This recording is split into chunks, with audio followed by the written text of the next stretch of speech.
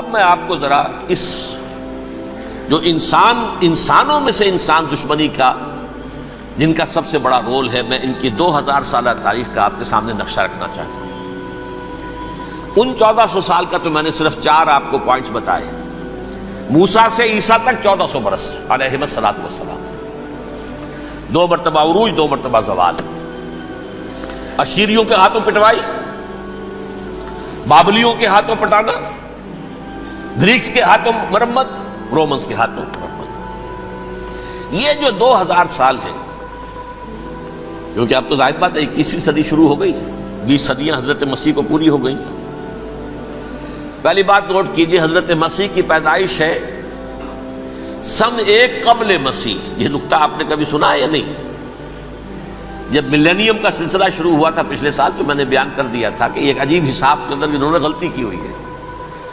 حضرت مسیح کی پیدائش ہوئی 25 دسمبر کو، سن انہوں نے شروع کر دیا، جو اس کے بعد جنوری آئی تو پہلا سال شروع ہو گیا۔ اگر جنوری سے پہلا سال شروع ہوا تو یہ 6 دن جو ہے تو اس کے پچھلے سال میں تھے، لہذا کہا جائے گا کہ Jesus Christ was born 1 year before Christ, BC۔ تو 1 قبل مسیح میں حضرت مسیح کی پیدائش ہوئی۔ یہ آخری اسرائیلی نبی اور رسول۔ یہودی علماء کی مخالفت، دشمنی، سولی پر چڑھوا دینا میں بیان کر چکا ہوں۔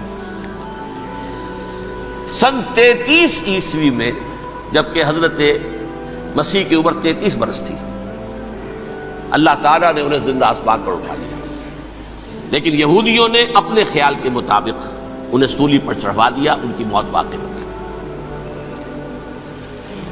اگرچہ اس کے بعد یہ اختلاف ہے ان میں، یہودی کہتے ہیں وہ سولی پر چڑھ گیا، ختم ہوا، مر گیا، عیسائی کہتے ہیں نہیں، انتقال ہوا ہے مسیح کا صلیب پر، لیکن پھر وہ دوبارہ زندہ ہو گئے ہیں۔ ان کی لاش ایک غار میں رکھ دی گئی تھی، وہاں ریزریکشن ہو گیا، ان کا باعث بعد الموت وہی ہو گیا، اور پھر انہیں اللہ نے زندہ آسمان پر اٹھا لیا۔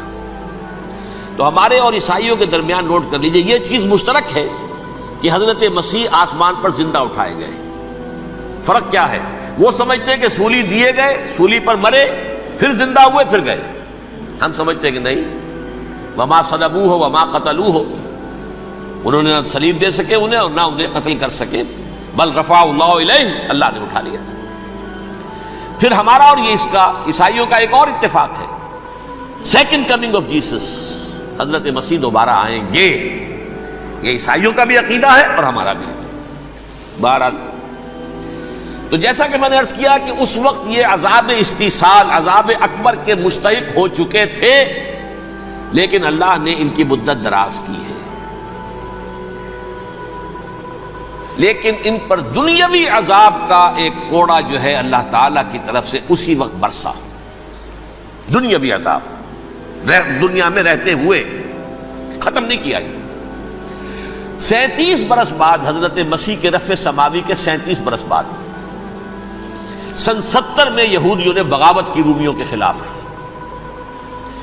رومی ٹائٹس جنرل تھا ایک، اس نے پھر جو حملہ کیا ہے، 1,33,000 یہودی ایک دن میں قتل کیا یروشلم میں، اور ہیکل سلیمانی گرا دیا۔ وہ ہیکل پہلے بھی گرا تھا، پہلے 1400 سال کے دوران میں بھی نبوکڈنیزر نے گرایا تھا، لیکن پھر اس کے 150 سال بعد انہوں نے دوبارہ بنا لیا تھا، اس لیے وہ اسے سیکنڈ ٹیمپل کہتے ہیں۔ پہلا ٹیمپل جو حضرت سلیمان نے بنایا تھا، نبوکڈنیزر نے گرا دیا 587 قبل مسیح میں، پھر دوبارہ انہوں نے 150 سال کے بعد بنا لیا۔ وہ اس تاریخ کا حصہ ہے، میں نے جس کے بارے میں آپ کو تفصیل نہیں بتائی۔ اس میں یہ ہوا سن 70 میں وہ گرا دیا گیا، وہ آج تک گرا پڑا ہوا ہے۔ نمبر 2، یہ کہہ دیا گیا کہ یہودیوں اس ارض فلسطین سے نکل جاؤ، تم یہاں نہیں رہ سکتے اب۔ لہذا جس کا جہاں سینگ سمایا چلا گیا، یورپ میں چلے گئے، ایشیا میں آ گئے، عرب میں آ گئے۔ یہ 3 قبیلے جو رات بھی میں نے عرض کیا تھا، بنو قینقاع، بنو نذیر اور بنو قریظہ، یہ وہاں سے آ کے مدینے میں آباد ہو گئے۔ جس کا جہاں سینگ سمایا، افریقہ میں، ہندوستان میں، جہاں چلے گئے۔ ڈایاسپورا اسے کہتے ہیں، وہ آپ نوٹ کر لیجیے اس لفظ کو، ڈایاسپورا، ہمارا دور انتشار، جبکہ ہمیں ہماری اصل سرزمین تو فلسطین ہے، حضرت ابراہیم کا مسکن، حضرت اسحاق حضرت یعقوب کا مسکن فلسطین، یہ ہے ہماری اصل جاگیر، یہ تو ہماری جدی پشتی جاگیر ہے۔ لیکن یہاں سے نکال دیے گئے سن 70 عیسوی میں، اور وہاں سے لے کے 1917 تک ان کا ڈایاسپورا جاری رہا۔ یہ دور انتشار ہے۔ اس دور انتشار کے اب چند حصے ہیں جس کو میں چاہتا ہوں کہ آپ علیحدہ علیحدہ سمجھ لیں۔ دور انتشار کا جو پہلا جو ہے تقریباً 300 برس رومی حکمران تھے، وہ یہودیوں کے بھی دشمن تھے اور عیسائیوں کے بھی دشمن تھے۔ عیسائی اور یہودی ایک دوسرے کے بھی دشمن تھے، لیکن رومی سمجھتے تھے کہ یہ ایک ہی تھیلی کے چٹے بٹے ہیں۔ رومیوں کے نزدیک عیسائی بھی یہودیوں ہی کا ایک فرقہ تھے، کوئی علیحدہ مذہب تو تھا ہی نہیں۔ لہذا رومی جو ہیں رومنز، وہ ان دونوں کو ستاتے تھے، مارتے تھے، اور یہ آپس میں لڑتے تھے۔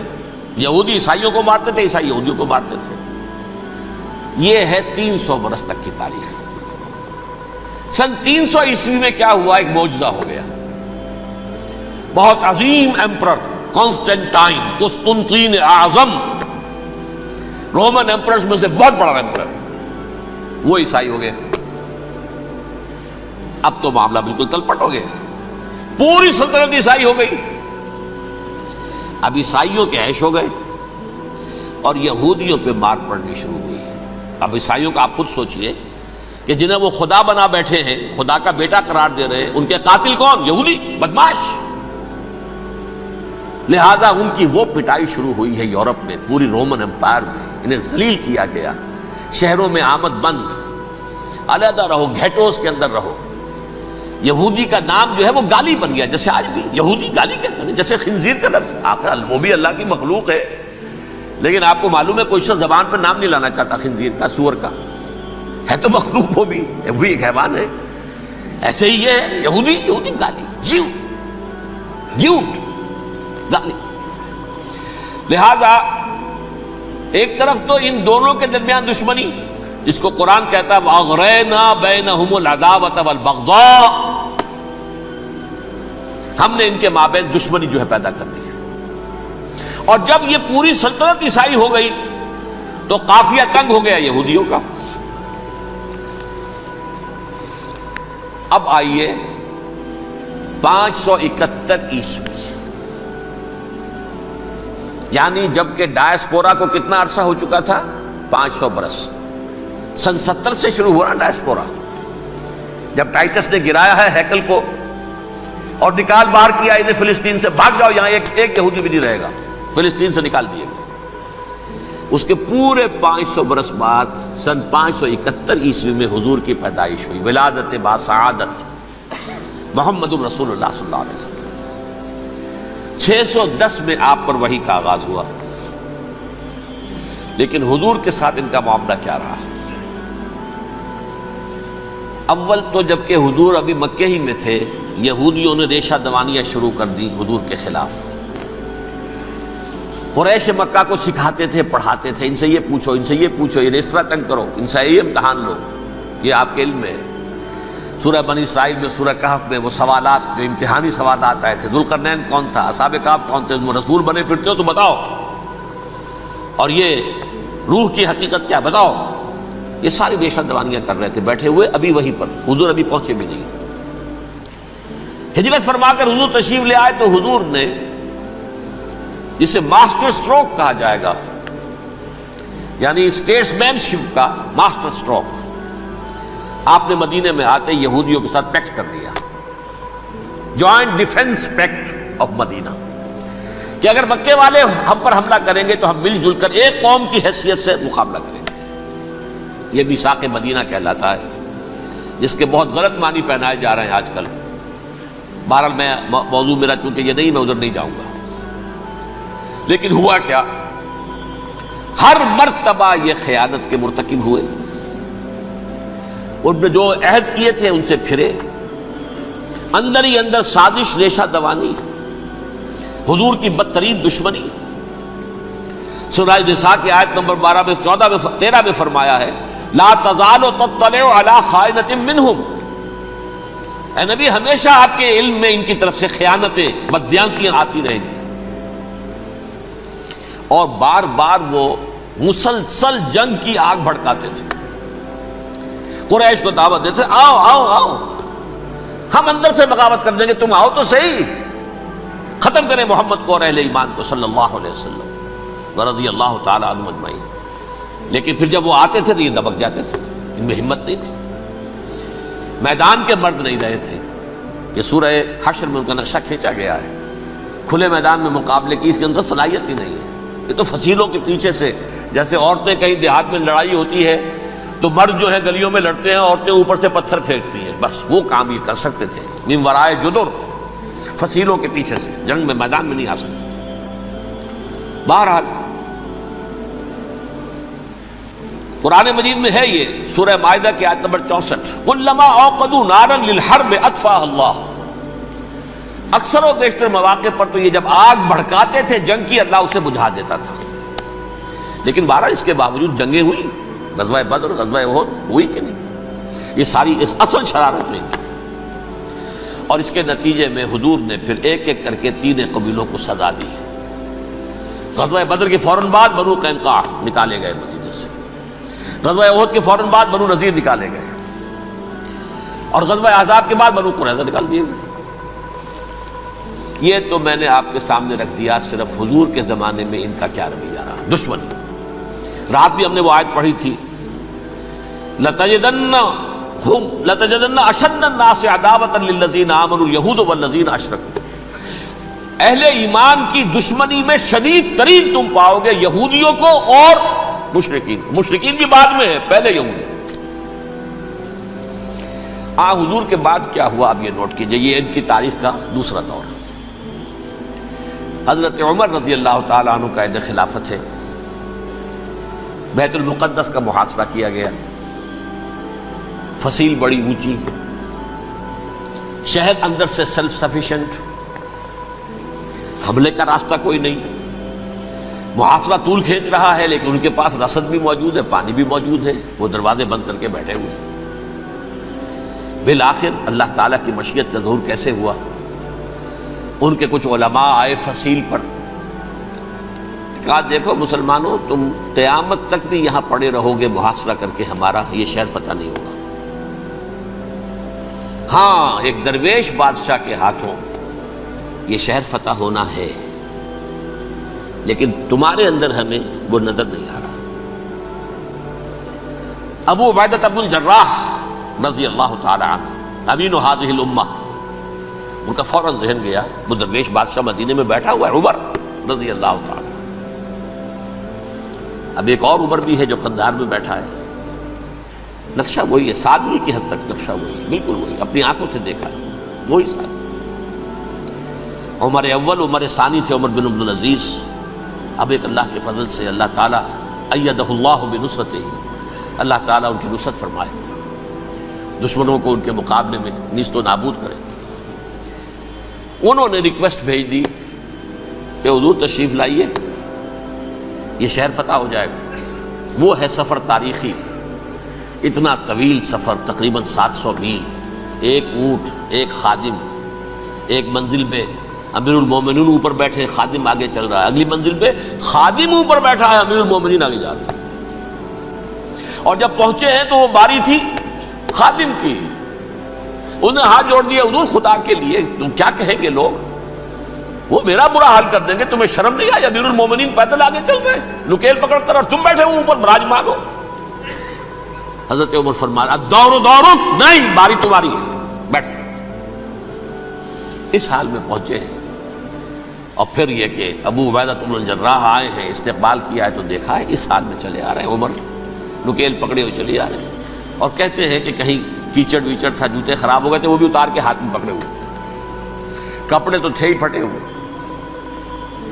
انہوں نے کہا بھی حضرت ابو عبیدہ نے، دیکھیے یہ بڑا متمدن ملک ہے، بڑا مہذب علاقہ ہے، یہ آپ ذرا حلیہ اپنا دوست فرما لیں تب جا کے پیش ہم آپ کو کریں گے.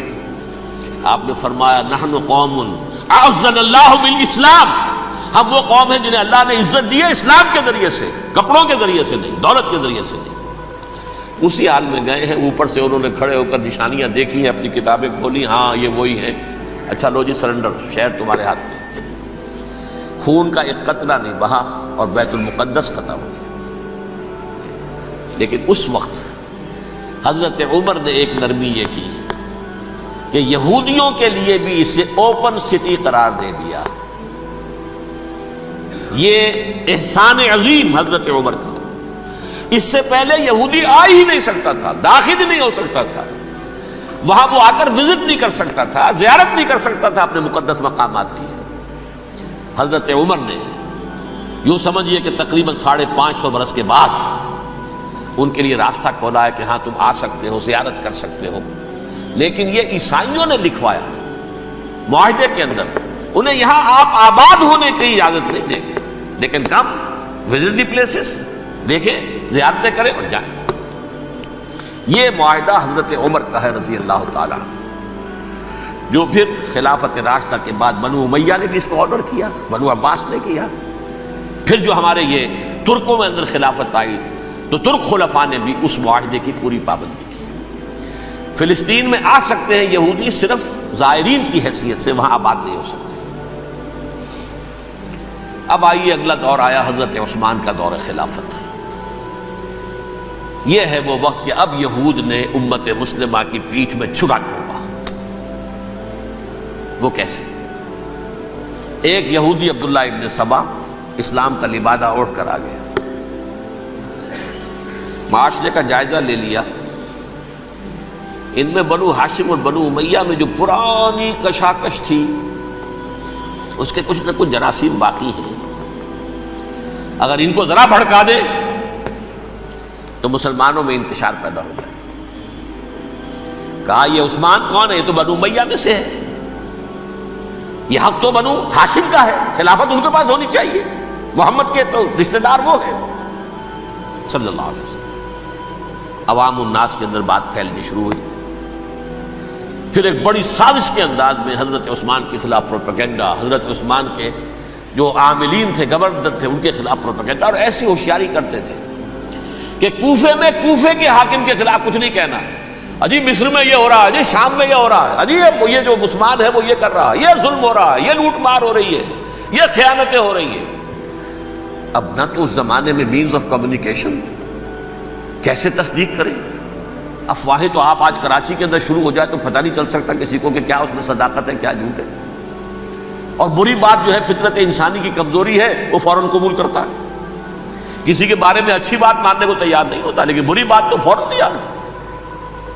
بہرحال یہ فتنہ انہوں نے اٹھایا، حضرت علی کی الوہیت کا فتنہ اٹھایا، حضرت عثمان کے خلاف الفتنۃ الکبریٰ برپا کیا، حضرت عثمان شہید ہوئے۔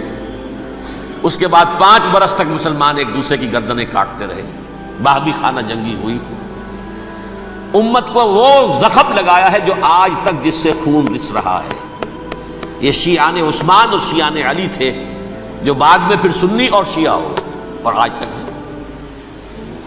فتنہ کس نے جگایا؟ ایک عبداللہ ابن سبا یہودی اور اس کے کارندے، شیطان کا ایجنٹ، اور انسانوں میں سے بھی اس کے جو بھی حواریین تھے اور شیطانوں کے اندر سے بھی تھے، انہوں نے بھی اس آگ کو بھڑکایا۔ یہ آپ سوچ لیجئے کہ یہ کس نے وہ زخم لگایا؟ یہودی۔ اگلا دور آیا، خلافت راشدہ ختم ہوئی، بنو امیہ کا بھی دور کافی گزر گیا۔ طارق ابن زیاد 712 عیسوی میں حملہ کرتے ہیں اسپین پر۔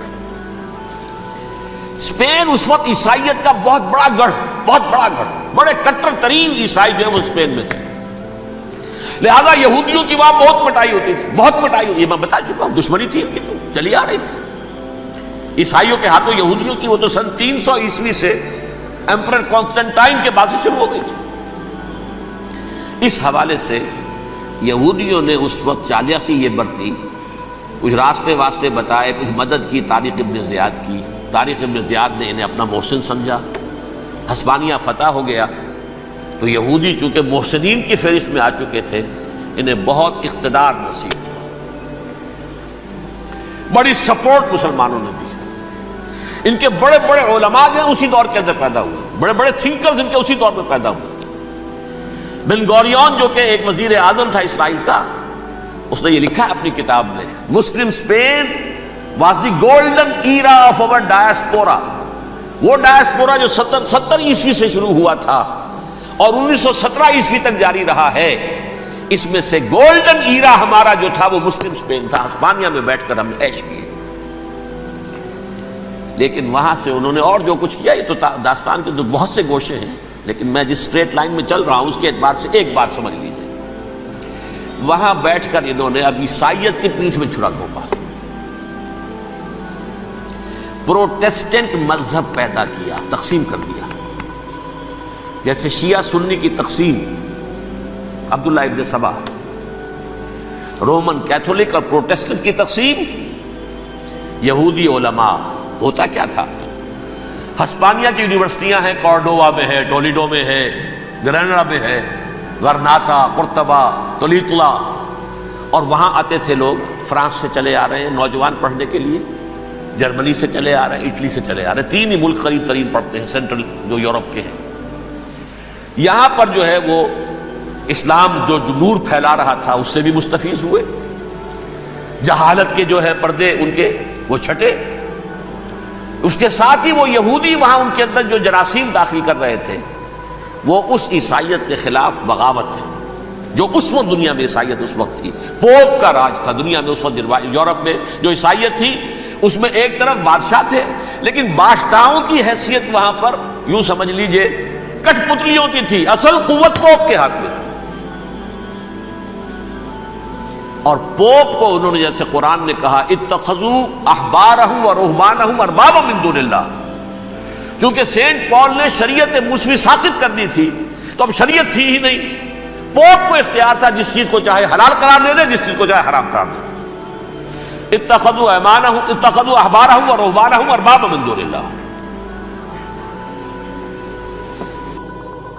انہوں نے کہا صاحب یہ پوپ کس بلا کا نام ہے، یہ بھی انسان ہے. بات تو ٹھیک تھی نا. اصل حیثیت تو کتاب کی ہونی چاہیے نا،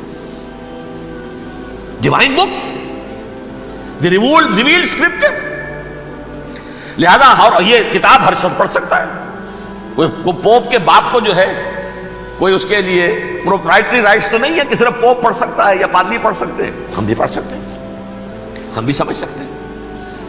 یہ باتیں تھی کہ جن کو بڑھا چڑھا کر بیان کر کے اور پوپ کا اقتدار ختم کرا دیا اور توجہ مرکوز کر دی بائبل کی طرف. اب بائبل میں بڑا حصہ تو اولڈ ٹیسٹامنٹ کا ہے. نتیجہ کیا ہوا؟ یہود کی عظمت پروٹیسٹنٹس کے نزدیک مسلم ہو گئی. اصل قوم تو یہ ہے. وہ دشمنی بدلی کہ نہیں بدلی؟ موسیٰ کے امتی یہ ہے، تورات موسیٰ کو دی گئی، ابراہیم کی نسل یہ ہے. لہذا وہ جو دشمنی تھی، جو عداوت تھی کہ ہمارے خدا کو سولی چڑھانے والے ہیں یہ بدماش، اس کا ازالہ ہوا اس پروٹیسٹنٹ مذہب کے نتیجے میں. یہ میں اب آپ کو بتاتا ہوں کہ ایک نتیجہ وہ نکلا ہے جسے برٹرنڈ رسل نے بیان کیا ہے. اس کی کتاب ہے ان پریز آف آئیڈلنس، صفحہ 108. وہ لکھتا ہے the Christians retaining the Judaic belief in special revelation added to it the Roman desire for worldwide domination and the Greek taste for metaphysical subtleties. The combination produced the most fiercely persecuting religion that the world has yet known. یہ 3 چیزیں آ کر عیسائیت میں مل گئی. ایک تو جب یہ اولڈ ٹیسٹامنٹ جو ہے وہ ان کے ہاتھ میں آ گئی، اور اس کے میں کچھ آپ کو بتا دیتا ہوں کہ اولڈ ٹیسٹامنٹ کی تعلیمات، کیونکہ یہ اولڈ ٹیسٹامنٹ جو ہے یہ محرف تھی. اصل تورات تو گم ہو گئی تھی 587 قبل مسیح میں، جب پہلی مرتبہ ہیکل جو ہے تباہ ہوا ہے، اس وقت ختم ہو گئی تھی. اس کے کوئی 150 سال کے بعد انہوں نے یادداشتوں سے مرتب کر کے لکھی ہے. اب اس میں ان کے اپنے خیالات، اپنے امانی، اپنی توجیحات وہ شامل ہو گئی. لہذا میں آپ کو حوالے دیتا ہوں اس کتاب کے اندر مظالم کی جو تعلیم دی گئی ہے. اہل کتاب نے اپنے مظالم قتل عام کے جواز کے لیے تورات میں تبدیلیاں کی اور پیغمبروں پر دہشت ناکی اور بدترین حرام کاری کے الزامات لگائے. سنیے، پہلا حوالہ ہے یہ گنتی باب 31 آیات 17-18. اس لیے ان بچوں میں جتنے لڑکے ہیں سب کو مار ڈالو، اور جتنی عورتیں مرد کا منہ دیکھ چکی ہیں ان کو بھی قتل کر ڈالو، لیکن ان لڑکیوں کو جو مرد سے واقف نہیں اور اچھوتی ہیں اپنے لیے زندہ رکھو. یہ کسی اللہ کی کتاب کا یہ جملہ ہو سکتا ہے؟ کسی ریویل بک کا؟ اور سنیے، یہ ہے استثناء ڈیٹرانومی باب 20 آیت 16-18. پر ان قوموں کے شہروں میں جن کو خداوند تیرا خدا میراث کے طور پر تجھ کو دیتا ہے، کسی ذی نفس کو جیتا نہ بچا رکھنا، جیسا خداوند تیرے خدا نے تجھ کو حکم دیا بالکل نیست کر دینا. مرد، عورتیں، بچے، بوڑھے سب ختم. یہ کتاب مقدس ہے. اور سنیے، سموئیل باب 27 آیت نمبر 9. اور داؤد نے اس سرزمین کو تباہ کر ڈالا اور عورت مرد کسی کو جیتا نہ چھوڑا. نمبر 4، ان سب آباد شہروں کو ماں، عورتوں اور بچوں کے بالکل نابود کر ڈالا. کتاب استثناء باب 3 آیت 6. یہ ہے جو کہہ رہا ہے برٹرنڈ رسل، کرسچینٹی میں آ کر یہ تین چیزیں شامل ہو گئی. ایک تو یہ باربیرین یہ تعلیم جو ہے، اور یہ مذہب کے نام پہ تعلیم، یہ کتاب مقدس کی تعلیم. نمبر 2، رومنز کے اندر جو ایک تمنا تھی ورلڈ ڈومینیشن کی، وہ عیسائیت کے اندر آ گئی. اس لیے کہ پوری رومن امپائر جو ہے عیسائی ہو گئی، تو اسے وراثت کے اندر ورلڈ ڈومینیشن کی جو ایک تمنا تھی وہ مل گئی. اور پھر یہ کہ انہوں نے جو توہمات تھے یونانیوں کے، ان کو بھی اپنے ہاں مختلف شکلوں کے اندر جمع کر لیا. ان تین چیزوں کا the combination produced the most fiercely persecuting religion that the world has yet known. اس کے نتیجے میں دنیا میں تاریخ انسانیت کے اندر جو بدترین خوخار ترین مذہب ہو سکتا ہے وہ شکل عیسائیت نے اختیار کی.